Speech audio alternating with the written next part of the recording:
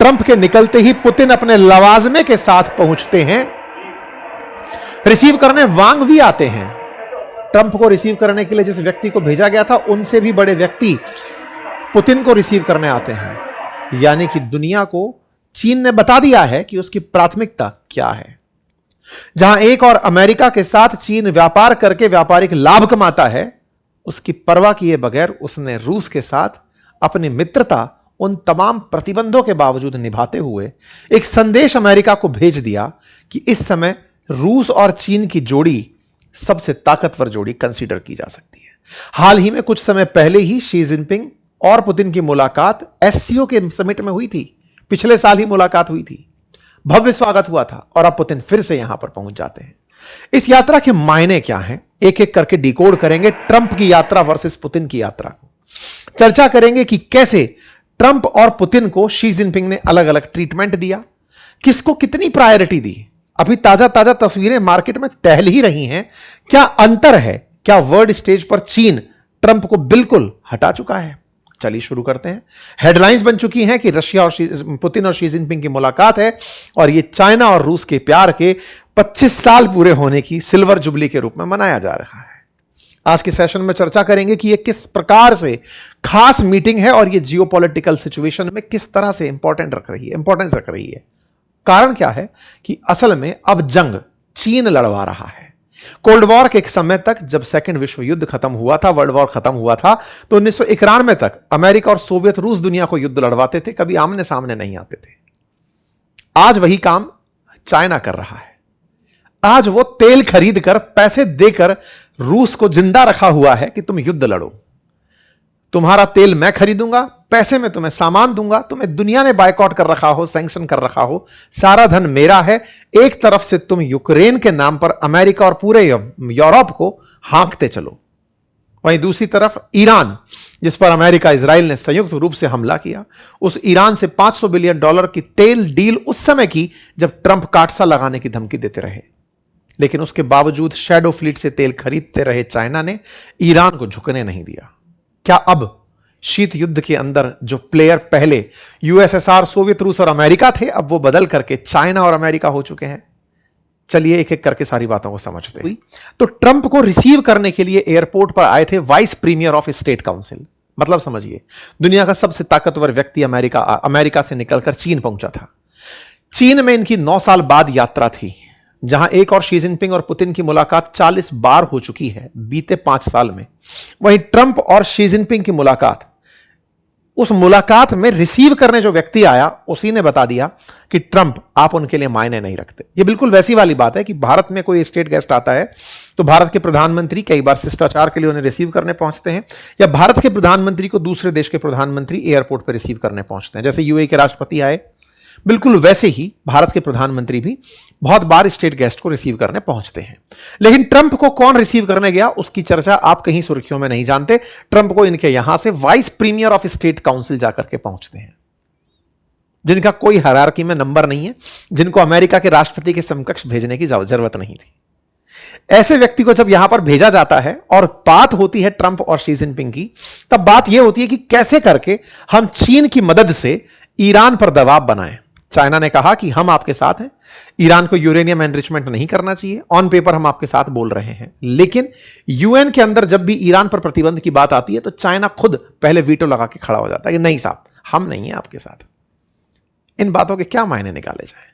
Trump और Xi Jinping की मुलाकात की ये तस्वीरें हैं जिन्हें देख करके समझ में आता है कि ट्रंप तो वेरी सक्सेसफुल जिसे बता रहे थे, शी जिनपिंग ने उसने कोई मायना नहीं निकाला। ट्रंप तो कहते नहीं थक रहे थे कि मेरी मुलाकात बहुत अच्छी हुई, उन्होंने बहुत सारी ट्रेड डील हमसे कर ली हैं। लेकिन शी जिनपिंग शी जिनपिंग के मन को ट्रंप शायद जान नहीं पाए। क्यों नहीं जान पाए? क्योंकि इधर ट्रंप रवाना होते हैं, हेडलाइंस आना शुरू होती हैं कि उनको कुछ नहीं मिला। उधर से मिनिस्ट्री ऑफ फॉरेन अफेयर की तरफ से आ जाता है कि जल्दी ही पुतिन चाइना आ रहे हैं। पुतिन की यह 2 दिवसीय यात्रा होनी है और इस 2 दिवसीय यात्रा के अंदर जब वो पहुंचे तो पता चलता है कि शी जिनपिंग ने ही उन्हें बुलाया था। यह बिल्कुल वैसे था, पिछली बार जब सितंबर के अंदर पुतिन और शी जिनपिंग की मुलाकात हो रही थी तो ट्रंप बहुत खिसियाए हुए थे। जिस समय प्रधानमंत्री मोदी भी एससीओ की समिट में गए थे, उस मुलाकात पर ट्रंप की तीखी टिप्पणी आई थी। टैरिफ से उस समय दुनिया को आतंकित कर रहे थे ट्रंप, और उस मीटिंग पर उन्होंने काफी सारी तल्ख टिप्पणियां भी अपनी तरफ से की थी। लेकिन आज जब ट्रंप निकले हैं और पुतिन का आगमन हुआ है, और वो भी शी जिनपिंग के बुलाने पर बहुत शॉर्ट नोटिस पे, यह दर्शाता है कि दोनों देशों ने आउटराइटली अमेरिका के प्रभाव को डिनाई कर दिया है, और कहते हुए कि हम अच्छे पड़ोसी हैं और 25 साल अपने एक दूसरे के साथ पूरे होने के उपलक्ष्य पर 40 से अधिक समझौते करेंगे। बीजिंग एयरपोर्ट पर पुतिन को लेने के लिए वांग वी पहुंचे। वांग वी को शी जिनपिंग के बाद दूसरा सबसे प्रमुख व्यक्ति चाइना के अंदर माना जाता है। ये विदेश मंत्री हुआ करते थे, लेकिन अब ये चाइनीज कम्युनिस्ट पार्टी के एक बहुत अहम पद पर भी हैं। तो विदेश मंत्रालय भी इन्हीं के पास है, और विदेश मंत्रालय से रिली हुई, क्योंकि आज चाइना दुनिया पर जो आप प्रभाव पड़ते हुए देख रहे हैं, चीन की जो डेड ट्रैप डिप्लोमेसी आप करते हुए देख रहे हैं, जिस तरह से चीन का प्रभाव दुनिया के देशों में हर इंटरनल मैटर पर है, उसके पीछे असल दिमाग जिस व्यक्ति का है वो वांग वी है। जैसे पुतिन के बाद सर्गेई लेवरोव का नाम लिया जाता है, ऐसे ही शी जिनपिंग के बाद में वांग वी का नाम लिया जाता है। वांग वी रिसीव करने पुतिन को पहुंचते हैं, यह अपने आप में बहुत मायने रखता है। ये सिंबॉलिक प्रेजेंटेशन की चीन के लिए पुतिन कितना मायने रखते हैं, ये वो तस्वीरें हैं जब 25 साल पूरे होने पर Russia China treaty of good neighbourliness के पूरे होने के अवसर पर पुतिन की यात्रा होती है। पुतिन को बहुत भव्य स्वागत यहां पर दिया जाता है। वांग वी इनको रिसीव करने पहुंचते हैं, और कंपैरिजन शुरू हो जाता है कि ट्रंप जो अपने आप को वैश्विक महाशक्ति बताते हैं, और पुतिन, इन दोनों के बीच में कोई अंतर नहीं रखा गया, और बहुत सी जगह ज्यादा अपनत्व जो रखा गया वो पुतिन के साथ रखा गया। बकायदा रात को ही इन्हें स्टेट सम्मान देना शुरू हुआ। वांग वी जो कि अंतर्राष्ट्रीय मंच पर सबसे ज्यादा देखे जाने वाले और अंतर्राष्ट्रीय मुलाकातों में शी जिनपिंग से ज्यादा सक्रिय वांग वी ही हैं, वो जब पुतिन को रिसीव करने पहुंचते हैं तो पहली बार में ही यह मैसेज पार हो जाता है कि ट्रंप से ऊपर तवज्जो दे दी गई है। शी जिनपिंग की मुलाकात जब पुतिन से होती है तो एक बहुत ही ऐतिहासिक सा लम्हा पैदा होता है, जिस समय दोनों देशों के बायलैटरल टॉक्स को दुनिया चर्चा में लेकर आ रही है।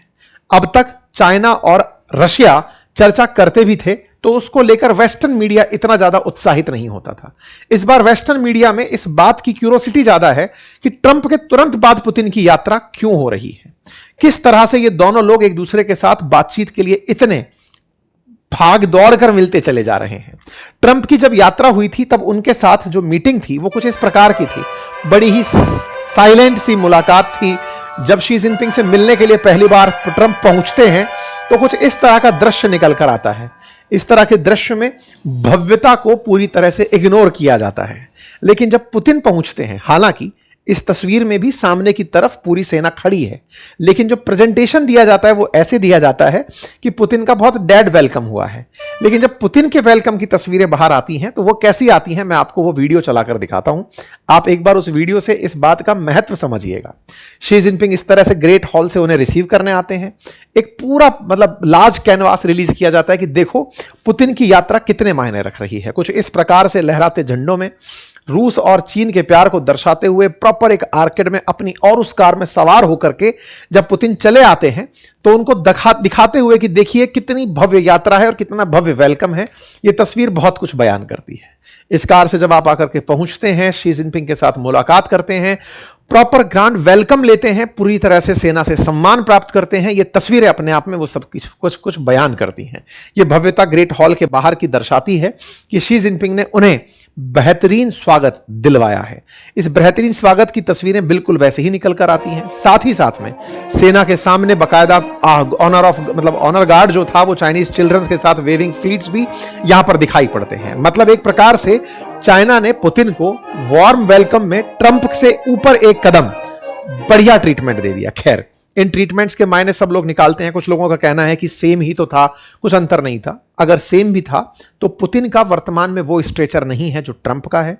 आज दुनिया में अमेरिका का वर्चस्व है और रशिया बहुत सी चीजों में पीछे हटता चला जा रहा है। रूस का हाल ही में बहुत सी जगह से पीछे हटना, फिर चाहे वेनेजुएला हो, फिर चाहे क्यूबा हो, फिर चाहे सीरिया हो, यह दर्शाता है कि अब रूस को भी चीन जैसे बड़े हाथ की जरूरत पड़ रही है।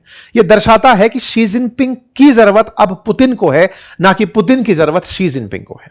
इस घटना के बहुत से मायने हैं। पुतिन जिस तरह से कहते नहीं थक रहे कि हमारी मित्रता अब अपने अभूतपूर्व स्तर पर पहुंच चुकी है, पुतिन जिस तरह से अपनी मित्रता पर भरोसे दिखा रहे हैं, यह भारत के लिए भी एक चिंता का विषय है। भारत रूस के साथ अपनी लंबी समय से मित्रता रखता आया है, लेकिन कल को अगर भारत और चाइना के बीच में कोई भी स्थिति बिगड़ती है तो रूस किसका पक्ष लेगा, यह अपने आप में एक बड़ा सवाल है। हालांकि जानकारों का कहना है कि रूस दोनों को साथ लेकर चलने में विश्वास रखेगा, लेकिन जब रूस को बेचने के लिए चीन और भारत दोनों ही वेपन के लिए मिलेंगे तो किसका साथ देगा, यह अपने आप में एक बड़ा सवाल है। खैर, फिलहाल के लिए पुतिन की इस यात्रा को रूसी मीडिया ने बहुत ही जबरदस्त तरीके से कवर किया। कहा कि यह तो मित्रता है, डियर फ्रेंड के साथ मुलाकात है, मुलाकातों में तमाम तरह की बातें हैं और उन तमाम तरह की बातों में सबसे ऊपर बात यह कि हमें दुनिया में संतुलित वैश्विक व्यवस्था बनाने की दिशा में काम करना होगा और दुनिया से दबदबे की राजनीति खत्म करनी होगी। दोनों देशों के बीच में तमाम जो बातें हुई उनमें सबसे ऊपर बात थी दोनों के बीच का वैश्विक व्यापार। साथियों, 40 से अधिक समझौते होने की आशंका व्यक्त की गई। 40 बार पुतिन और शी जिनपिंग 2013 से लेकर अब तक मुलाकात कर चुके हैं। इनके मुलाकातों के क्रम को अगर आप देखें तो यहां पर जहां ट्रंप और शी जिनपिंग की मुलाकात के बारे में कहा गया कि 9 साल बाद ट्रंप आए थे, ये लगभग हर साल पहुंच रहे हैं। दोनों की मुलाकात में बहुत ज्यादा सरगर्मी है। यह दर्शाता है कि आने वाले समय में एससीओ और ब्रिक्स निश्चित ही नाटो के सब्स्टिट्यूट बनेंगे। निश्चित ही रूस और चाइना मिलकर के संयुक्त रूप से अमेरिका को टक्कर देंगे। यह समीकरण आने वाले समय की तरफ इशारा कर रही है। क्रेमलिन ने बकायदा इन दोनों चीजों को बहुत अच्छे से हाईलाइट किया और ब्रिक्स का जिक्र किया। दोनों देश जिस तरह से बॉर्डर साझा करते हैं, लगभग 4000 किलोमीटर के आसपास का दोनों के बीच में बॉर्डर है। शुरुआत में ये दोनों देश एक दूसरे के प्रखर विरोधी हुआ करते थे, दोनों साम्यवादी थे, लेकिन इनकी जो साम्यवाद था उस साम्यवाद में यानी कि कम्युनिज्म में और इनके माओवाद में दोनों में बड़ा अंतर था। दोनों के अंतर के चलते बहुत समय तक बनी नहीं। लेकिन जब से रशिया यूक्रेन युद्ध शुरू हुआ, रशिया यूक्रेन युद्ध के बाद रूस को पूरी तरह यूरोप ने बायकॉट कर दिया। यहां से लेकर के यहां जर्मनी तक नॉर्ड स्ट्रीम गैस पाइपलाइन चला करती थी, जिससे रूस बड़ी मात्रा में गैस जर्मनी को बेचता था और आसपास के देशों में सप्लाई होती थी। उस पूरे सामान को जैसे ही बायकॉट किया गया, प्रतिबंध लगाया गया, यूरोप ने अल्टरनेट में अमेरिका को चुना और रूस ने अल्टरनेट में चाइना को चुना। रूस ने तमाम अटकलों को पार करते हुए इनके साथ में पावर ऑफ साइबेरिया नाम से एक गैस पाइपलाइन शुरू करी। आज वो पावर ऑफ साइबेरिया नंबर 1 और पावर ऑफ साइबेरिया नंबर 2 नाम से गैस पाइपलाइन हो चुकी हैं। 2025 में पावर ऑफ साइबेरिया यहां से लेकर के मंगोलिया पार करते हुए चाइना तक पहुंचाने के लिए शुरुआत शिलान्यास कर दिया गया। मतलब पहले नॉर्ड स्ट्रीम गैस पाइपलाइन हुआ करती थी बाल्टिक्स के थ्रू होते हुए, नॉर्ड स्ट्रीम गैस पाइपलाइन 2 जो जर्मनी और यूरोप को गैस बेचती थी, आज रूस वही गैस की सप्लाई चाइना को कर रहा है। आप जानकर आश्चर्य करेंगे कि लगभग $100 बिलियन का एक्सपोर्ट ऑयल, गैस और नेचुरल फॉसिल फ्यूल्स में रशिया चाइना को कर रहा है। दोनों देशों के बीच व्यापार लगभग $250 बिलियन का है। भारत और अमेरिका के बीच में लगभग $140 बिलियन का व्यापार और रूस और चाइना के बीच में $220 बिलियन का व्यापार। और इंटरेस्टिंगली इसमें रूस लाभ कमा रहा है। बदले में चाइना उस पैसे के बदले इन्हें तमाम प्रकार की मशीनरी, तमाम प्रकार की टेक्निकल चीजें एक्सपोर्ट कर रहा है। अमेरिका ने लाख धमकाया कि अगर कोई भी रूस से व्यापार करेगा तो उस पर काटसा लगेगा। चाइना पर उसकी बिल्कुल असर नहीं पड़ा। चाइना ने रूस का 145% तक टैरिफ महसूस किया, लेकिन उसके बावजूद उसने रूस के साथ व्यापार नहीं रोका। यानी कि यूक्रेन युद्ध के बाद में जितना नजदीक रूस और चीन आए हैं, शायद ही कोई और देश आया हो। यूक्रेन के साथ जरूर यूरोप के देश आए, लेकिन उसको बर्बाद कराए, लेकिन रूस की इकोनॉमी को संभालने में बड़ा असर जो निभाया वो चाइना ने निभाया। और चाइना के साथ साथ रूस को भारत भी काम आया, जिसने तेल खरीदना जारी रखा। रूस के साथ तेल खरीदना बंद नहीं किया गया। दोनों देशों के बीच व्यापार बढ़कर $237 बिलियन तक पहुंच गया। यह व्यापार किस तरह से मल्टीफोल्ड होता चला गया और किस किस तरह का सामान में एक्सपोर्ट इंपोर्ट हुआ, उसको आप यहां पर देख सकते हैं। जहां 2021 तक $146 बिलियन का रशिया और चाइना के बीच व्यापार था, आज वो बढ़कर के $240 बिलियन से ऊपर लगभग $100 बिलियन का व्यापार बढ़ चुका है। चाइना रशिया को जहां मशीनरी और ट्रांसपोर्ट जैसे उपकरण बेचता है, वहीं रशिया एक तरफा चाइना को सस्ता तेल बेच रहा है।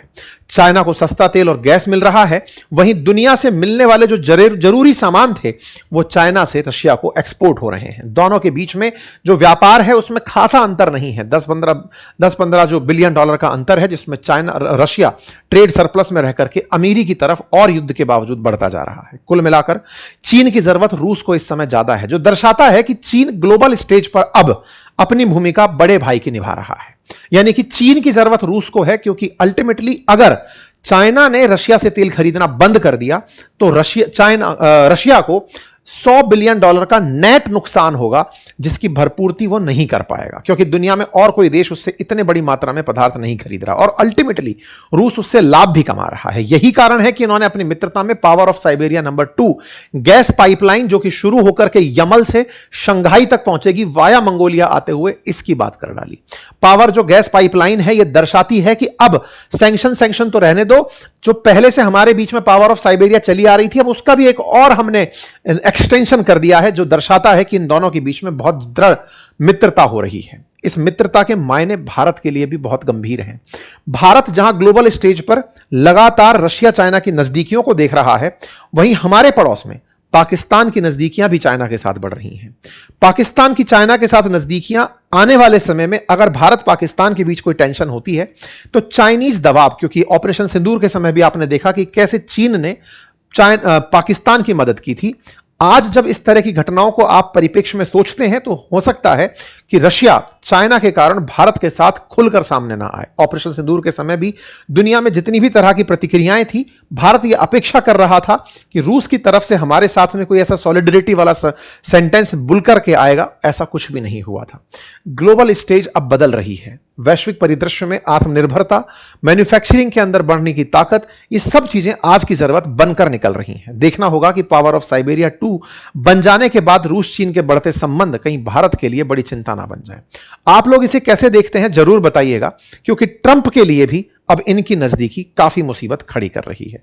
उम्मीद है कि आप सभी साथियों को यह जानकारी समझ में आई हो। एक जानकारी और कि ट्रंप विटकॉफ को, जो उनके मित्र हैं, उन्हें मॉस्को भेज रहे हैं रशिया यूक्रेन युद्ध के संबंध में बातचीत करने के लिए। उसके भी मायने आने वाले समय में बताए जाएंगे। बाकी आप इस यात्रा को कैसे देखते हैं जरूर कमेंट बॉक्स में बताएं। कमेंट बॉक्स में हमने आप लोगों के लिए हमारे बैच का लिंक भी लगाया हुआ है। अगर आप अभी तक ज्वाइन नहीं किए हैं तो जल्दी से ज्वाइन करिए। आज हमारे समर कूपन कोड का आखिरी दिन है। हमारी लाइव क्लासेस शुरू हो चुकी हैं, आप इन्हें ज्वाइन करें। धन्यवाद।